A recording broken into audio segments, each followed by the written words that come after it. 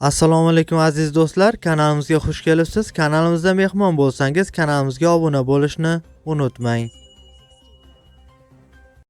Markaziy bank tomonidan belgilangan xorijiy valyutalarni O'zbek so'miga nisbatan 7-may kuni uchun amal qiladigan qiymatini e'lon qildi. Shoshmang, siz yangi Samsung Galaxy yutib olishingiz mumkin.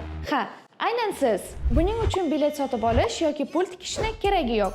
Anjirpay ilovasi orqali Rossiyada O'zbekistonga atigi 5000 rubl yuborishingizni o'zi kifoya. Pulni Uzcard, Humo, Visa kartalariga yoki naqd ko'rinishida yuborishingiz mumkin.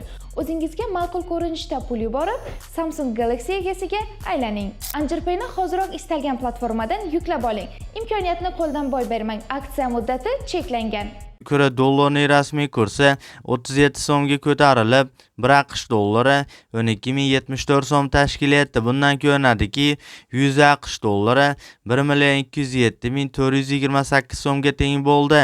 Yevro kursi esa 147 so'mga ko'tarilib, 1 yevro 14218 so'm tashkil etdi. Bundan ko'rinadiki, 100 yevro 1,421,867 so'mga teng bo'ldi.